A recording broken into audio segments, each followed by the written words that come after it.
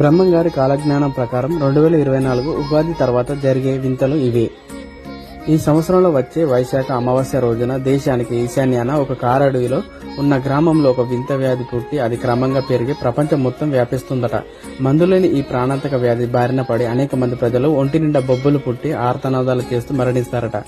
భవిష్యత్తులో కనకదుర్గమ్మ ముక్కుపుడకను గంగానది తాకుతుందని చెప్పారు. జలప్రలయం ఏర్పడి నాగార్జున సాగర్ బీటలు పడితే కృష్ణానదికి వరదలు వచ్చి ఇంద్రకీలాద్రిని తాకే ఛాన్స్ ఉందట.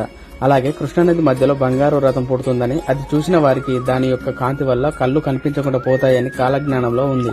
ఆకాశంలో వింత నక్షత్రం ఒకటి పుట్టి అది రంగురంగుల కాంతులను విరజిమ్ముతుందట.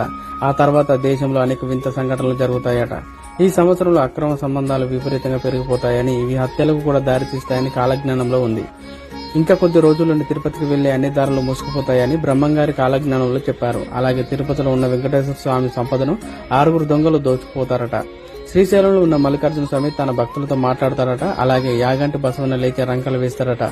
గోదావరి నదుల మధ్యన ఆవులు గుంపులు గుంపులుగా కూడి ప్రాణాలు విడవడం జరుగుతుందని బ్రహ్మంగారు ఊహించి చెప్పారు. శ్రీకాళహస్తి గుడిలో దోపిడీ జరుగుతుందట. మల్లికార్జునుడు శ్రీశైలాన్ని వదిలి వింధ్య పర్వతాలకు వెళ్లిపోతాడట. కొన్ని సంవత్సరాల తర్వాత కాశీలో ఉన్న గంగ కనపడదు. అలాగే బెంగళూరులో ఉన్న కామాక్షి విగ్రహం నుంచి రక్తం కారుతుందట.